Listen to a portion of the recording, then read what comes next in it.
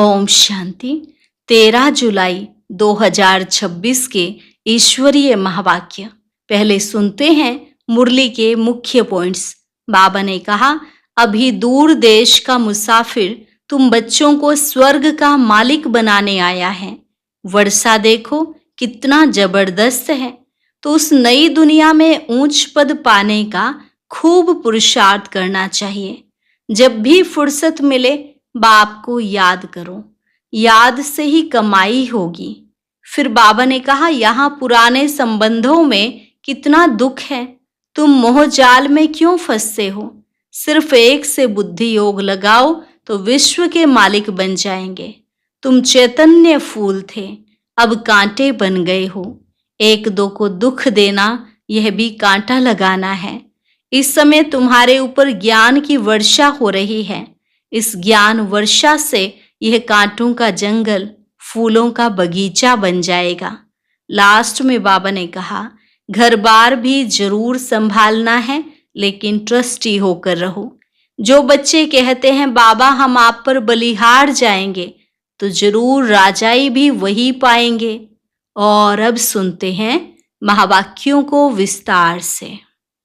मुरली का सार। मीठे बच्चे, तुम बाप के पास आए हो अपने जीवन हीरे समान बनाने। बाप की याद से ही ऐसी जीवन बनेगी। प्रश्न, नई दुनिया में ऊंच पद के लिए कौन सा एक मुख्य पुरुषार्थ करना है?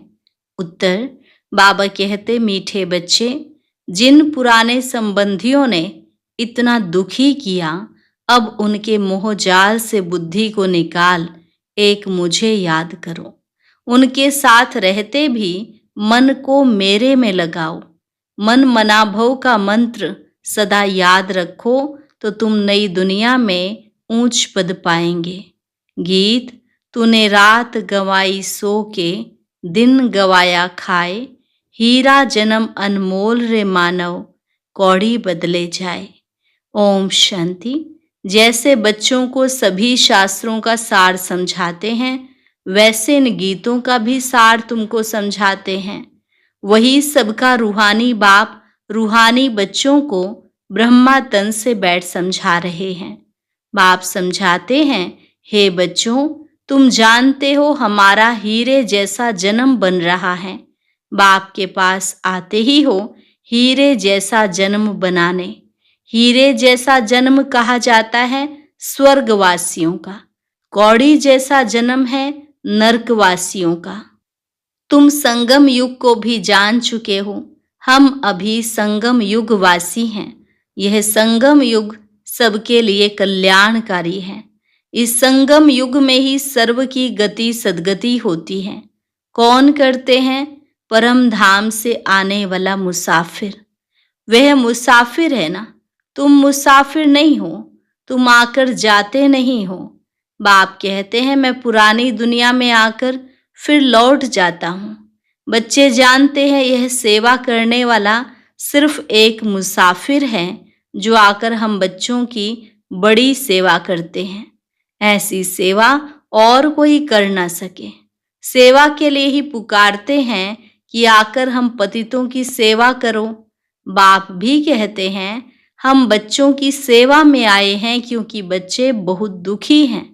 पुकारते भी हैं, हमारे दुख हरो, शांति दो। दो चीज हमेशा याद रहती है, सुख और शांति। यहाँ दुख और अशांति है, तब पुकारते हैं। बाप ही आकर सारा राज सृष्टि चक्र का बच्चों को समझाते हैं। बच्चे समझते हैं अब भक्ति मार्ग खत्म होता है। कलयुग का अंत माना भक्ति नीचे उतरती आती है। ज्ञान से तुम्हारी चढ़ती कला हो जाती है। तुम ऊंचते ऊंच पद पा लेते हो। फिर वह प्रारब्ध का सुख कम होता जाता है। भक्ति तो भारत में जितनी होती है उतनी और कहाँ नहीं। आधा कल्प भक्ति चलती है। जब से द्वापर शुरू होता है और दूसरे धर्म स्थापन होना शुरू होते हैं, तब से भक्ति शुरू होती है। भक्ति भी पहले बहुत अच्छी होती है। जैसे स्वर्ग पहले बहुत अच्छा होता है, फिर आहिस्ते आहिस्ते कला कम होती जाती है। भक्ति शुरू होती है तो पहले पहले शिव के पुजारी बनते हैं। आधा कल्प कोई पूजा होती नहीं है। फिर भक्ति मार्ग शुरू होता है और दूसरे धर्म भी शुरू होते हैं। इतनी भक्ति और कोई कर नहीं सकते। पूरा आधा कल्प भक्ति चलती है। यह भी तुम बच्चे जानते हो कि बाप जो सबको, खास भारत को सद्गति देते हैं, स्वर्ग का मालिक बनाते हैं, वही दूर देश का मुसाफिर आया हुआ है हम बच्चों को फिर से स्वर्ग की बादशाही देने। वर्षा भी कितना जबरदस्त है, परंतु एक भी बात किसकी बुद्धि में नहीं बैठती।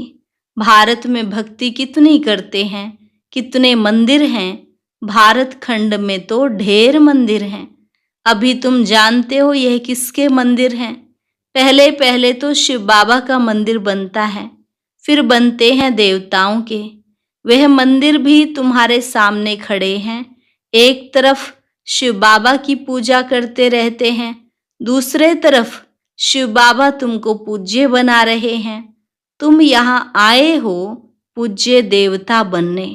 जो भी देवताओं के पुजारी हैं, वास्तव में वह भी आकर यहाँ ब्राह्मण बनेंगे। धीरे धीरे वृद्धि होती जाएगी। सभी इकट्ठे तो पढ़ ना सके, समय लगता है। कल्प पहले भी जिन्होंने पढ़ा होगा वही फिर पढ़ेंगे। एक दो को पढ़ाते रहना है। सबको बाप और सृष्टि के आदि मध्य अंत का नॉलेज सुनाते हैं, जिससे मनुष्य स्वर्ग का मालिक बन सकते हैं। सो आकर समझो। तुम बच्चों की बुद्धि में है कि यह नाटक कैसे चक्र लगाता है। कहानी कोई लाखों वर्ष की तो नहीं सुना सकते। तुम जानते हो 5000 वर्ष पहले क्या था, किसका राज्य था? भारत में हम पूज्य देवी देवताओं का राज्य था। याद आया ना? हम पूज्य थे, फिर पुजारी बने। आगे यह पता नहीं था हम 100 पूज्य देवता थे। फिर हमने 84 जन्म लिए।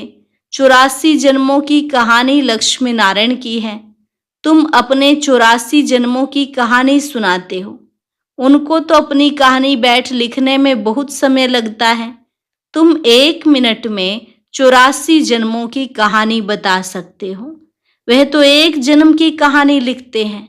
छोटेपन में क्या क्या किया, यह भी अपनी कहानी बताते हैं। हम 84 का चक्र कैसे लगाते हैं। एक की तो बात नहीं, बहुत ब्राह्मण है। तुम ही इस चक्र को जानते हो। इस चक्र को जानने से तुम राजा रानी बनते हो और फिर औरों को बनाते भी हो। भक्ति भी भारतवासियों जैसी कोई नहीं करते हैं। और जो भी मठ पंथ धर्म आदि हैं, वह हमारे भक्ति के समय स्थापन होते हैं। पहले पहले हमारा कितना छोटा फूलों का झाड़ था, रूहानी गार्डन था। तुम चैतन्य फूल थे। इनको कहा जाता है फूलों का बगीचा। फिर वही कांटों का बगीचा होता जाता है। इस समय सब कांटे बन गए हैं। फिर कांटों से फूल कैसे बनना है, सो बाप बैठ समझाते हैं। एक दो को दुख देना कांटा लगाना है। Student life is the best कहा जाता है। वह बहुत अच्छी होती है। बच्चे बच्चियां बड़ी खुशी में पढ़ते रहते हैं। शादी की और एक दो को कांटा लगाना शुरू किया। सतयुग में कोई कांटा नहीं लगाते। अभी तुम फिर फूल बनते हो। तुम जानते हो भारत स्वर्ग था तो कितने अपार सुख थे। सोने की खानियां थी, अभी वह खाली हो गई है। फिर तुमको सोना भरपूर मिलेगा। भारत में ही सोने हीरे जवाहरात की खानियां थी। उस समय अमेरिका आदि कुछ भी नहीं होता, बॉम्बे भी नहीं होती। वंडर है ना, कलयुग के अंत में कुछ भी सोना देखने में नहीं आता। फिर सतयुग आदि में इतनी सोने की खानियां भरतू हो जाएंगी, सोने के महल बन जाते हैं। वंडर है ना, वहां खानियों से कितना ढेर सोना निकालते हैं। जैसे यहाँ मिट्टी की ईंटें बनती हैं, वैसे वहां सोने की ईंटें बनती हैं। माया मच्छंदर का खेल दिखाते हैं ना। ध्यान में देखा, यहाँ तो सोना ही सोना है, बरोबर सत्युग में सोना होगा। यहाँ तो देखो मिट्टी की ईंटें भी नहीं मिलती। जितनी यहाँ ईंटें पैसे से मिलती हैं, उतनी वहाँ सोने की ईंटें मुफ्त मिलती हैं। रात दिन का फर्क है, तो क्यों नहीं पुरुषार्थ करना चाहिए नई दुनिया में ऊंच पद पाने का। यहाँ मोहजाल में क्यों फंसे। बाप कहते हैं, पुराने संबंधों में तुम कितना दुख उठाते हो। बाबा ऐसे नहीं कहते कि इनको छोड़ दो, सिर्फ बुद्धि योग एक बाप से लगाओ तो तुम विश्व के मालिक बन जाएंगे। मन मना भव का अर्थ ही है मुझे याद करो और विष्णु चतुर्भुज को अर्थात विष्णुपुरी को याद करो। मूल है ही एक अक्षर। भक्ति मार्ग में तो ढेर पंचायत है। अभी तुम सब आत्माएं आशिक हो एक माशूक परम पिता परमात्मा के। वह तुमको सुख धाम का मालिक बनाते हैं। सब आत्माएं उनको याद करते हैं। तुम रूहानी आशिक रूहानी माशूक के एक ही बार बनते हो। बाकी तो सब मनुष्य हैं जिस्मानी आशिक माशूक। अभी बेहद के आशिकों को बेहद का माशूक आकर मिला है। उनको कहते भी हैं, आओ आकर हमको पतित से पावन बनाओ। एक को ही पुकारते हैं। तुम जानते हो हमारी आत्मा पतित बनी है, इसलिए पुकारते हैं पतित पावन आओ। कुंभ का मेला लगता है, कितने जाकर स्नान करते हैं, फायदा कुछ भी नहीं, पावन कोई भी बनता नहीं। अभी बाप आकर ज्ञान वर्षा करते हैं। तुम्हारे ऊपर ज्ञान की वर्षा हो रही है, जिससे फिर कांटों का जंगल फूलों का बगीचा बन जाएगा। तुम जानते हो हमारा जब राज्य होगा तो वहां कोई पतित होगा नहीं। सारे विश्व पर ज्ञान वर्षा हो जाती है। सब कुछ हरा भरा हो जाता है। खानियां भी हीरे ज्वाहरों की नई बन जाती हैं। अभी तुम बच्चों को कितना खुशी में रहना चाहिए। सम्मुख देखते हो बेहद का बाप बैठ समझाते हैं कि तुम मुझे याद करो तो तुम्हारे विकर्म विनाश होंगे। भल तुम कहाँ भी बैठो, स्नान करो, बुद्धि में बाप की याद रहे। वहां तो याद करने की फुर्सत है। बाप को जितना याद करेंगे उतनी कमाई है। याद से ही कमाई है। ऐसा कभी सुना कि याद से कमाई होती है? कितनी बड़ी कमाई है। तुम विष्णुपुरी के मालिक बन जाएंगे। तुम जानते हो हम आत्माओं का बाप निराकार है। उसने इस शरीर का आधार लिया है। भागीरथ का भी वर्णन है ना, भाग्यशाली रथ, जिस रथ पर परम पिता की परम आत्मा सवार होती है। आत्मा का रथ जब तैयार होता है तो झट आत्मा आकर प्रवेश करती है। बाप को तो इस रथ में आकर सिर्फ नॉलेज देनी है। इनके भी बहुत जन्मों के अंत के जन्म में जब वानप्रस्थ अवस्था होती है, तब बाप कहते हैं मैं आकर इनमें प्रवेश करता हूँ अथवा इस रथ में विराजमान होता हूँ। बाकी कोई घोड़े गाड़ी के रथ की बात नहीं है। अभी तुमको यह ज्ञान मिला है। बाप बैठ सम्मुख तुम बच्चों को समझाते हैं। तुमको तो बहुत खुशी होनी चाहिए। आईसीएस का इम्तिहान पढ़ते हैं तो बड़ा नशा होता है। वह होता है सबसे ऊंच इम्तिहान। तुम्हारी भी यह पढ़ाई है। यह भगवान की पाठशाला है। अब प्रश्न उठता है, भगवान कौन? क्या श्री कृष्ण या शिव बाबा? सबका भगवान कौन है? सिवाय एक निराकार के सब तो श्री कृष्ण को मानेंगे नहीं। सभी आत्माओं का बाप वह निराकार परमपिता परमात्मा है। वह सदैव परम धाम में रहते हैं। एक ही बार आते हैं बच्चों को स्वर्ग का मालिक बनाने। तुम जानते हो वही बाबा कल्प कल्प आकर हमको रंक से राव बनाते हैं। भारत अब रंक है ना, फिर दूसरे जन्म में क्या बनना है? तुमको सब साक्षात्कार हुए हैं। विनाश का भी साक्षात्कार हुआ है, स्थापना का भी हुआ है। भगवान आज मैं तुमको राजाओं का राजा बनाता हूँ। बहुत दान पुण्य करने से कोई को अल्पकाल का सुख मिलता है। राजाओं के पास जन्म ले फिर फट से मर जाते हैं। कोई गर्भ में भी मर जाते हैं, कोई लूले लंगड़े अर्थात शरीर में कुछ न कुछ कमी आ जाती है। जैसे कर्म करते हैं वैसा पद पाते हैं। अब तुमको तो राजाओं का राजा बनाते हैं। तुम कहते हो बाबा हम बलिहार जाएंगे तो जरूर राजाई भी तुम पाएंगे। भारत को महादानी खंड कहा जाता है। यहाँ दान पुण्य बहुत करते हैं। वह फिर शुरू होता है भक्ति मार्ग में। अब बाप तुमको 21 जन्मों के लिए दान देते हैं। अब तुम बाबा पर बलिहार जाते हो, तन मन धन सब कुछ दे दिया।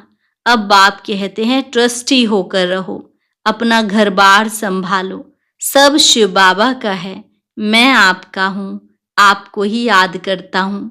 दिल से सरेंडर करते हैं।